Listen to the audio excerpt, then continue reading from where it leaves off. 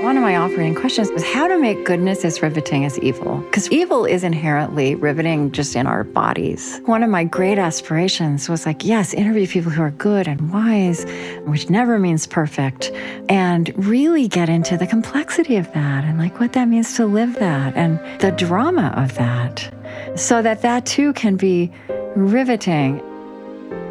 On In Good Faith, we believe that all faith traditions have something to teach us about how God is working in the world and in our lives. So join us as we listen and learn. Welcome to In Good Faith. I'm so excited to talk with a spiritual seeker. And this is someone who has been a hero of mine in the way she has showed how to dig deeper with people who have amazing paths. I'm with Heather Bigley, our senior producer. Hello. And with one of our student producers, Aaliyah Everett. Hey, everyone.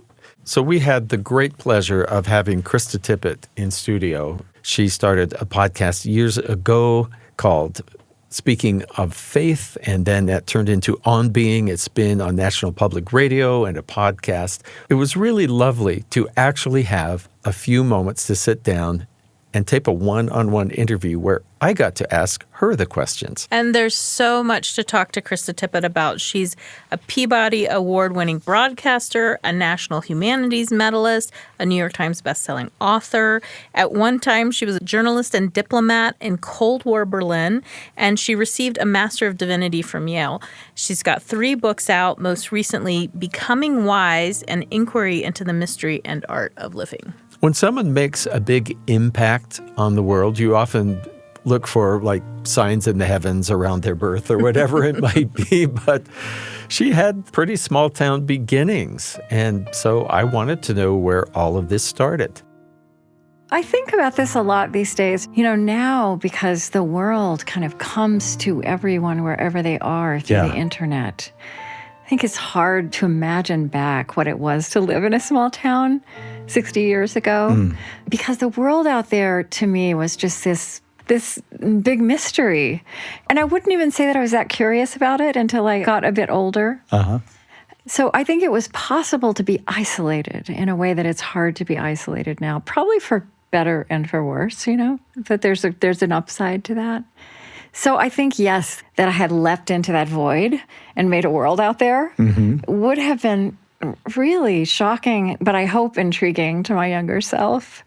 I've had so many wonderful opportunities, you know, partly good fortune, and then also I'm trying to get better at giving my younger self credit, you know, having some chutzpah. But I think coming from that small place that was far away from the world and isolated in that way made me so appreciative. And I mean, to this day, you know, I never take it for granted that I get to move around in such a wide world. And you did take a leap when you said, I'm going to Europe for education and then continue to work there. When did you get that idea of, I've got to explore a little bit bigger? In high school, I think what opened my mind more than the schooling was the kind of drama and debate that I did. I think that's what kind of opened my creative, curious side. And I went to summer debate camp in Chicago the summer before my senior year in high school. And I met all these kids who had such a different upbringing from me. And they were all going away to college, which really had not been a concept. And so, you know, that was the beginning, because I had this best friend in Chicago that summer who wanted to go to Brown, and I had never heard of Brown. And in the end, you know, there were 50 kids in her school applying, and I was the only person for miles around applying from where I was from. And so that was kind of the first leap. And then I really felt like, you know, then going to Germany, I just got interested in that whole Cold War division of the world. Because I'd grown up, you know, in a very immersively religious world as well. And my grandfather was a real, like, hellfire and brimstone Southern Baptist preacher. So I kind of had this, I thought I had left this behind, you know, but to some extent, this idea of, you know, the battle between good and evil. But I think that the Cold War actually was just a great representation of that, you know. And you were right there on the front line. And I ended up kind of putting myself there. But I think in my religious imagination really was that it was a great canvas for that, for me to continue that in a way. I wonder if I could explore just a little bit what you so often ask about spiritual beginnings, because they do plant some seeds. What was your concept of God or spirituality, in those younger years? It was immersive, and it was mostly wonderful, right? I mean, church was not just church. It was the center of social life. It was where friendships were based. Yeah. It was really the world. It was the context of life, not just religion. My grandfather, had a second grade education and was just this wonderful, actually very intelligent. I knew that he had a beautiful mind, and he loved his Bible. And I even think I intuited this at the time, although I probably wouldn't have been able to articulate it. I felt like he was frightened to apply his mind to his Bible, right? Like what might happen if something cracked? Yes. So when I finally went to seminary, which was a surprising thing to that me who went to Brown, that I would end up going to seminary 10 years later, and just loving theology and, understanding, sort of digging your mind into sacred text was just a way to go deeper, right? And it could withstand critical questions, right? Like it was there for that. I feel like it was, for the most part, very fulfilling. And I did actually kind of ask my questions and find that the text and the community could hold those. Yeah. I think, there's a lot about my life and my spiritual life and my religious sensibility that is very different from my grandfather. But the thing that I'm aware of now at this point in my life that I'm so grateful for is I feel like he imparted me with this sense that has never left me, that, of course the world is a puzzling place, a mysterious place, but that somehow there is a love behind this. There is a love that holds this. And as I grow older, I realize what a gift it is to have that kind of grounding. Do you find you can lean into that a little or rest into that? And I'm also, it's more mysterious than it's ever been before, right? But I can somehow hold it. It's true. And how to make sense of it, it's different on any given day. At one point, you thought, I'm going to make a show. Yeah. And so post 9/11, and speaking of faith, what did you think that an audience needed? Such a great question for me to reflect back on. So I had, just walked into this world of high geopolitics, right, in my 20s, and had some incredible experiences and kind of been a journalist and come in through this side door of diplomacy. And I'm so grateful for all of that. I mean, it's just an incredible experience, incredible skill sets. But I also came out of those years pretty confused because it wasn't me. And where I wanted to go deeper was not that high level of the people moving the missiles around, which was important. But I was really, asking this question of, what is important? What is life with a capital L? Right? What is important with a capital I? And I was fascinated by Berlin, which was really like taking this one people, one language, one history, one city, splitting it in half, where people on both sides of the wall are given completely different realities, even realities that have missiles pointed at each other, but totally different value sets, political systems, economic systems. And what I observed, because I came to know and love people on both sides of the wall, was really this elemental human drama of people either make lives of meaning or they don't. And I saw people on the eastern side who did not have the freedom or the agency or just the space, but who created these lives of dignity and intimacy and beauty and value. And then people on the western side who had everything, right? Freedom and all the materials and, all the room to move in and didn't. What I think fascinated me was that human condition aspect of the Cold War. What happens to a human being in these different circumstances? What it still comes down to is whether we make lives of meaning that are worthwhile. What I eventually realized with that is that I wanted to study theology because this is the part of the human enterprise where that is interrogated. Yeah. And And I was also recovering my spiritual life and, starting to read again. And initially I was kind of reading mystical texts and, but just realizing that I wanted to take religion seriously for myself and also in the world as a force and as a place where this kind of inquiry and this kind of engagement happens. So when I came out of that, I had no idea that I could do anything with this theology degree. But to your question, what I carried into eventually this idea for a radio show was that I had gone deep in what is this part of us and the human enterprise. Yeah. And realizing that it is so critical and is offering questions and resources and wisdom. And then in contrast, especially kind of starting in the 90s and into the 2000s, religion was just presented in mostly violent or exclusionary or inflammatory sound bites. Yeah. The disconnect for me was we need this, right? And this is important in human life. And it runs through how everyone, how people are present in all of these other activities. So I just wanted to have a place where there could be naming and conversation and exploration of, this religious, spiritual aspect of us. And then as it runs through all the other disciplines.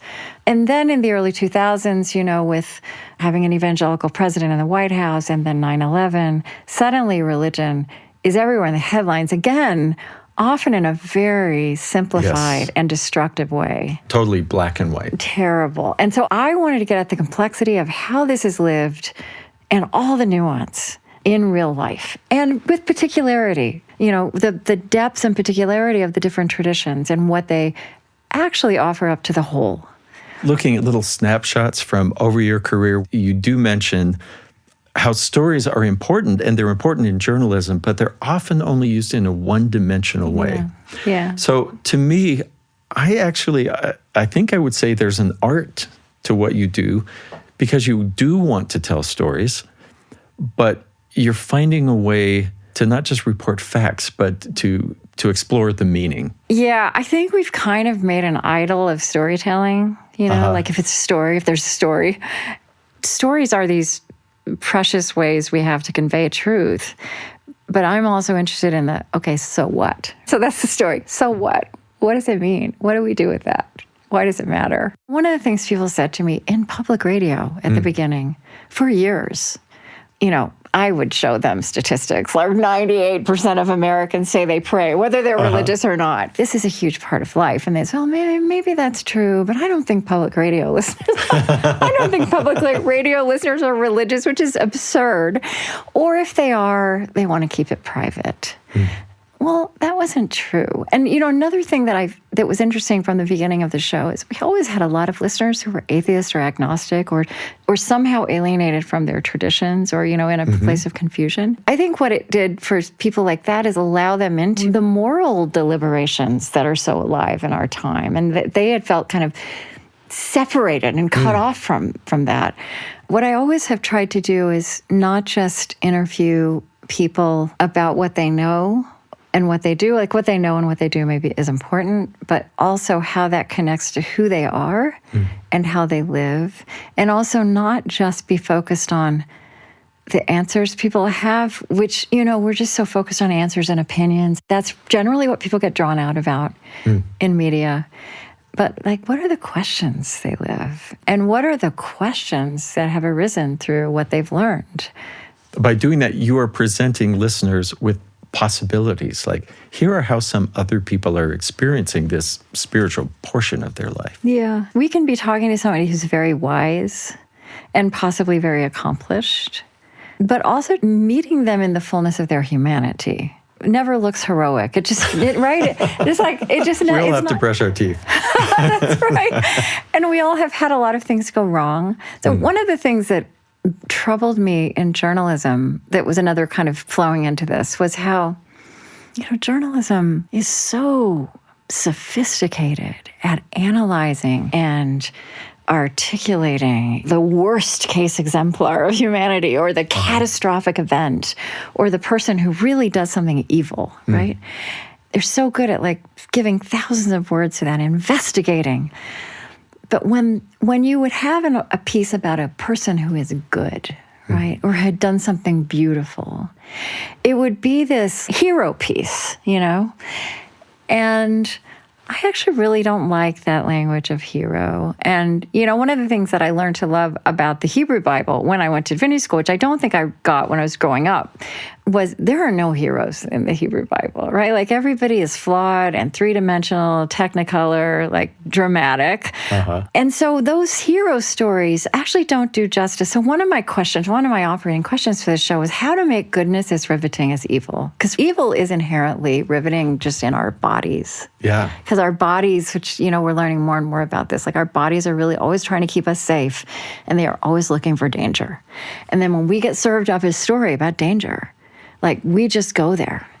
And so I think one of my great aspirations was like, yes, interview people who are good and wise, which never means perfect, and really get into the complexity of that and like what that means to live that and the drama of that, so that too can be riveting. And I think, yes, like encouraging and inspiring, but in a way that feels like, oh yeah, like there are ways that person has lived that I could live that way too.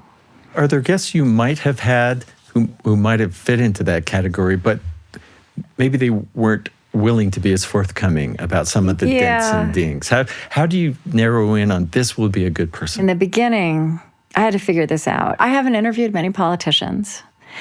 And also I'm pretty light on religious leaders because they are often in a position of representing a group. Right. And therefore can't just speak in a just searching way for themselves. And academics often. But what I'm looking for is somebody who can speak out of the depth of their knowledge, but also can go into places that might be revealing and searching. Yeah. People who can be really comfortable speaking at that intersection, again, of like what they know and who they are, what they've learned, what they know, and the questions they still are working with. I'm Stephen Cap Perry, and you're listening to In Good Faith. Back with more in just a moment.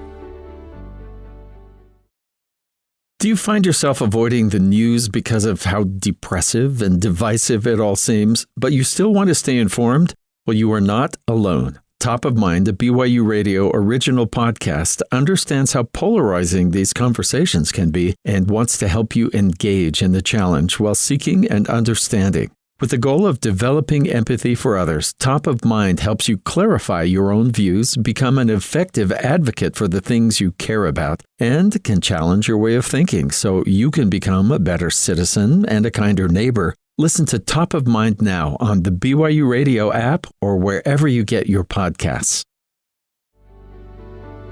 Welcome back to In Good Faith. I'm speaking with Krista Tippett of On Being. I mean, there's people you have spoken with who we would know their names, Thich Nhat Hanh and others that we'd gravitate to because we know something about. But it's so intriguing to me that when you get this hugely meaningful interview from someone that you have to sort of introduce to us. Yeah. There was a Persian poet, in fact, this may have been the episode about Rumi that you, I think, won the Peabody-award for. Fateme Kashavars. And as I was listening, I was thinking, there is so much background that has been winnowed through to get to this clarity that you were sharing with us. But also your guest, a poet herself. I just thought, how did these two connect? I mean, you did the work to do that, and it really created something connecting for me to both Rumi from, the 1300s to her sitting there right there arguing with her family about Persian poetry. Sometimes people have asked me across the years, what's your list of people you most want to interview? And I did have that list. Like Desmond Tutu was at the top of that list for a long time. And I finally got him. But at some point, that list fell away because I am always looking for the people who are just below the radar, but who are just so formative and meaningful for people in their world or in their discipline. And that's another way. I'm not looking for the heroes who make the news, but the people who are just imprinting lives around them and teaching and being role models in ways that, most of us will never see, because these are the people who are making the world go around. Don't people tell you sometimes thank you for modeling how to have a discussion on touchy subjects. Yeah, they do. Yeah. Okay, well, there's a service you're providing to show people you can talk about these topics and create light instead of heat, or at least a little more of one than the other. But I don't think it's as hard as people imagine it to be. I really think it's about the creation of an ethos.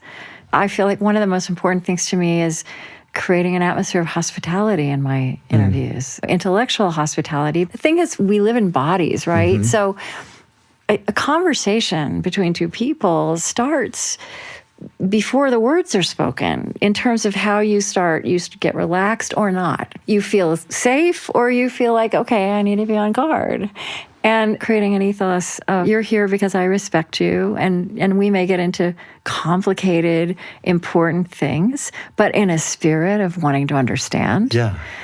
Well, I want to ask you something I've never asked anyone, because sometimes people will ask me, how do you know what to ask people? And I say, well, you prepare, and sometimes something just comes to you. But if I had to actually, without covering anything up, say, what is the most helpful to me, it is, I often feel that I love the people that I'm talking with, which sounds a little weird, like not like a fan or could we go have dinner, but the people who are willing to be open, I just feel like I love them. And you talk about love as well as this undergirding thing that holds us up. And that's something I feel in your conversations. I definitely feel that. I mean, you and I are also fortunate because we get to choose who we interview. And we look for people who we might just, gravitate towards. People who are in news journalism or news interviewing. You are given who you interview because of what happened today or yesterday. And we get to hold the space for those people who we want to know more about what they have to say. We respect and admire, intrigued by, and we feel like, right? I think I choose people who I think other people would like to know they exist and understand the way they are in the world. What do you know now, spiritually, that you didn't know 30 years ago about God or the divine or... Yeah. What do I know about God? I know that word is very small for what we're pointing at. My grandfather, part of his fear of engaging his mind or of asking questions also was a fear of mystery. He felt like it was supposed to be about answers and rules. Certainty. Certainty. Something that really intrigues me at the orthodox core of our traditions is this reverence for mystery. On the one hand, we are called to be discerning truth and living by truth. And then we're also in the depths, given to know that there are things we won't fully understand in this lifetime. And I think that sense of mystery as something to revere has just become more big and beautiful for me. And it doesn't contradict the places of certainty that I have. So I think that's a big one for me. It's been interesting because, I didn't know when I started out that poets would be so interesting to me. Right. And I also didn't know that I would interview so many scientists. And one of the things I love about interviewing scientists, and again, I'm choosing my scientists, right? Like I'm choosing the scientists who will open themselves to this kind of conversation. But they're often not religious, But they have such a robust vocabulary of mystery, and they welcome it. They welcome the fact that once you've made a big discovery, the very next thing that is upon you are the new questions you have to ask. And there's something really exciting about that. Have you had moments where you suddenly felt that something bigger, that it's hard for us to explain, but we sense this presence, or there was something bigger moving or going on? It sounds a little small to ask. As you look back, do you see that you were led or prepared or have a sense of mission? I don't think anybody's ever asked me that question quite so directly. I do. I'm talking a lot these days about the language of calling and vocation. I just think to be alive now in this century, there are just these civilizational callings. I feel like we have all these things that are reckonings, like race and ecology, and really I feel like we have to reinvent politics and economics, right? Like we really have to reinvent everything. And they are reckonings, and they're crises, and they're challenges, and they're callings. But I think this work of getting into discernment about what is mine to touch, what is the world I can see and touch and where I can be present. Because all these civilizational callings, interestingly, also have a really intimate component. They all affect us in very direct ways in our lives. So I'm just saying that because I think about that a lot these days. And I think that I definitely think I got that kind of vocabulary and sensibility growing up. And as much as I might have thought I had left it behind, I think it was embedded in me. And I think vocation is also this interesting interplay between with effort. It's not just that these things land with you and you step into them, right? That there's you might be called to pursue them. Maybe. Yeah, there's what's given to you, there's what's shown to you, there's the things you step into, and then there's what you do with that, right? And so it's always this back and forth. And maybe, my upbringing, my Southern Baptist upbringing also gave me this, this sense of being of service, right? Mm-hmm. And I think that's really valuable. And that's another piece of language and sensibility that I feel like our religious traditions carry forward in our life together, that our whole life together needs, whether people are religious or not, right? This is such a contribution and a gift. But yeah, I remember early on, somebody asked me if I considered this work to be calling or vocation, and I said yes, but I think I said it's not a calling to preach, but to listen. What a great line. Yeah, well, that's where a question can be such a gift, because I really just kind of walked forward with that. I think that's my calling, my sacred calling, right, is listening. I was always very impatient when I was young. And everything feels so immediate and existential, right, for the first half of life.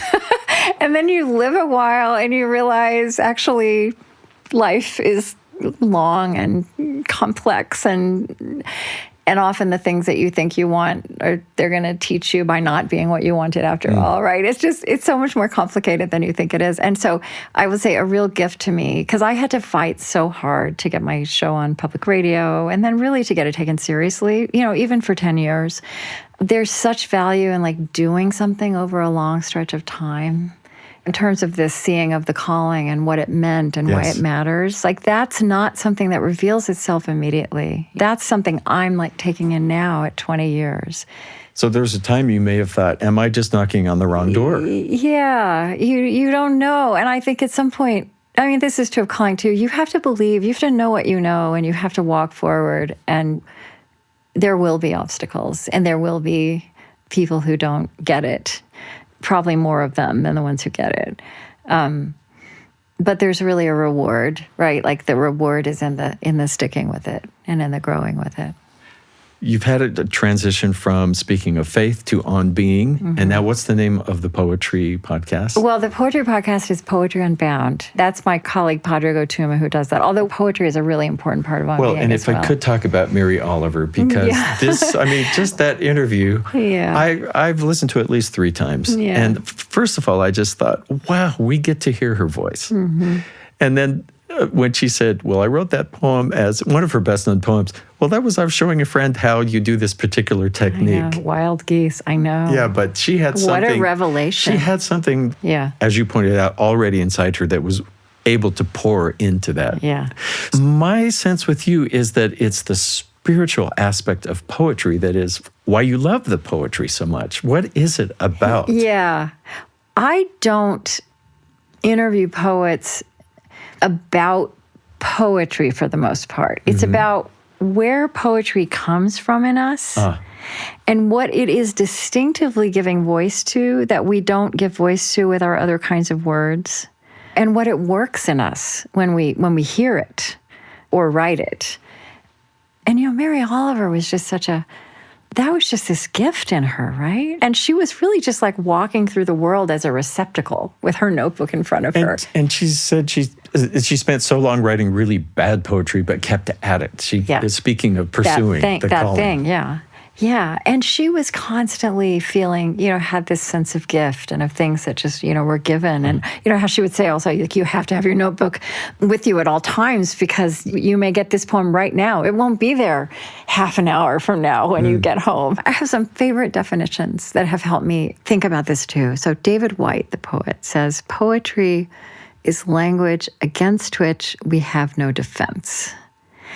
If you think about that, in this world we inhabit now, in these most highly public spaces where we are exchanging words with each other, and how it's all offense and defense. And that's something about the form of a poem, you just can't argue with it. It may make you uncomfortable, like you may not know what to do with it, but it does not invite a fight. And I think poetry also has a way of raising questions that reminds us that questions sometimes are there to dwell with. Like, I think we think questions need answers right away. Yeah. But, my best example of that is the poem that Elizabeth Alexander read at the first Obama inauguration.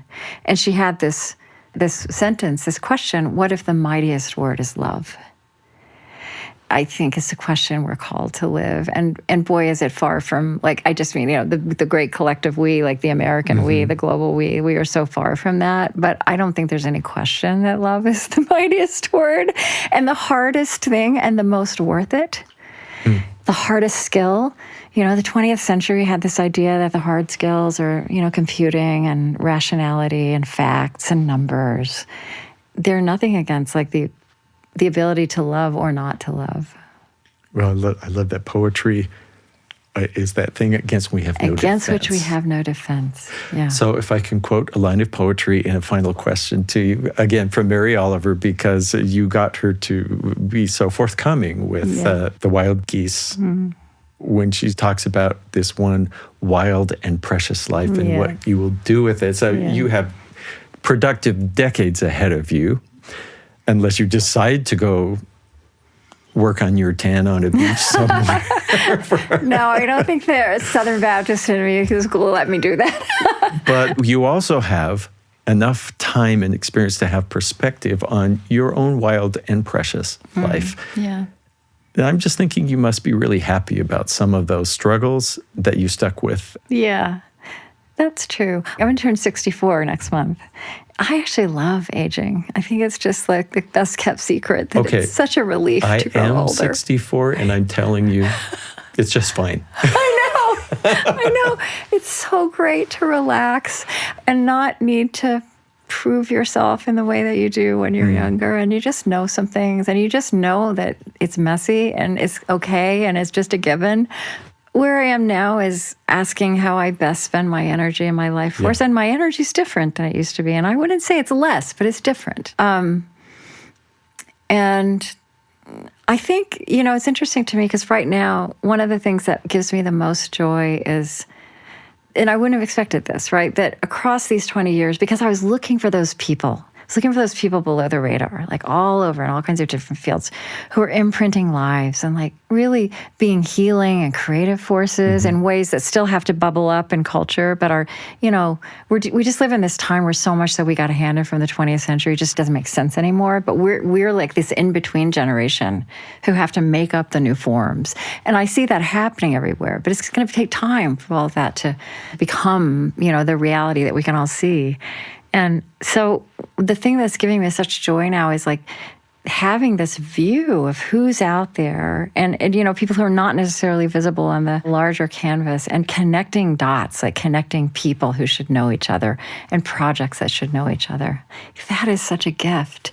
And just every time I get to make those connections, create that connective tissue, that human connective tissue, that's what all this was about, giving me this view and this capacity to do that. Now, I don't think that's the only thing, but that's where I am right now is asking, and I'm also really interested now in what I'm calling quiet conversations. So conversations, because our culture, for so many reasons that I have a lot of compassion for, is just so hyper-reactive. There's so many things we need to talk about quietly and with tenderness, and it just can't happen in public. So I'm doing more that's like behind closed doors that, will not be broadcast. And that also feels like an important calling. right now for me. So that's kind of where I am, is discerning the next step. Krista Tippett, a lifetime of asking questions. I don't know if that, as a young person, would have sounded satisfying to you or not. You may have said, well, do I get any answers? But whether it was faith or on being, how to be, or looking at how poetry speaks to us, calls to us. Thanks for your lifetime of questions and the answers they've given and the ones they've just left hanging for us to think about. Yeah, thank you for this beautiful interview. Thank you. You know, it's so wonderful to be on this side of it and have it be and be with a wonderful conversation partner. Because you also, I mean, it's really, I've said this sometimes, that answers rise or fall to the questions they meet. And that's what we see so much in the news, is like, you know, the combative question or like the really simplistic question. It's just really hard to not be simplistic or combative back. But when the question is generous and searching and kind of ennobling and enlivening, then you just come back with all of that. We just heard Krista Tippett about faith in the public radio sphere, and I loved her comment about how even Americans who don't profess a certain religion or faith tradition, a lot of them still pray. So her argument there was that faith does indeed have a place in the public media realm, which there's a lot of us out here that do have faith lives, so why shouldn't that be in the public space as well? She talked about inviting people anyone from atheists to disaffected or just don't know, into the discussion of the moral dilemmas. How does your faith and your experience help you answer these dilemmas that we find ourselves in? And I love that approach because it seems to generate so much good thinking. I just loved hearing her discussion of heroes and how the discourse around heroes doesn't really work for her. People don't have to be perfect in order to make impacts, and they don't have to be, as you said, Steve, they don't have to have stars announcing their birth. And her focus on people who are under the radar, people who are guiding and mentoring and helping other people, she's saying those are the people who make the world go round. Yeah, and this beautiful question that really, I think, maybe not with the same words, that we ask ourselves all the time, how to make good as riveting as evil. Yeah. Because evil gives you an autonomic response in your body. Good doesn't always. You're like, oh. So nice. Well, the way we talk about good, we often assume that it's banal or it's boring. We just have to figure out a way to talk about it so that we're just as engaged. Because so often it requires courage. She also talked about mystery and how in her interviews with scientists, she loved that they had this vocabulary and this experience and almost a desire for the mysterious, the unknown. And there's a wonder and an awe in that. And so we can discern what we are able to, but there's also something to be said about revering the unknown. Yeah, and she said with the scientists, as soon as they learned something, they had a whole new set of questions, and to their great joy. Mm-hmm. Her grandfather, for instance, a preacher, had been worried that uncertainty or more questions was not what we were after. In fact, please don't go there. And I love when I was asking her about God, she said, well, it's a really small word for what we're talking about. Mm-hmm. You are right about that. Many thanks to Krista Tippett for speaking with us.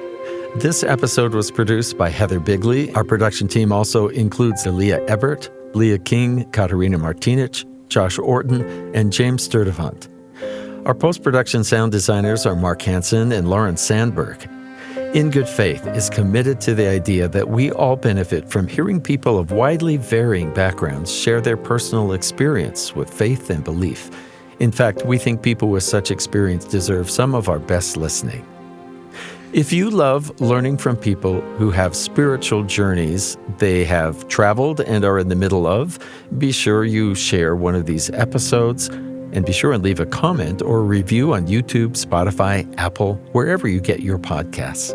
Find us on Twitter at In Good Faith Pod, on Instagram and Facebook, In Good Faith Podcast.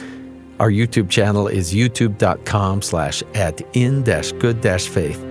In Good Faith is a production of BYU Radio. I'm Stephen Cap Perry. I hope you join us again soon, right here in Good Faith.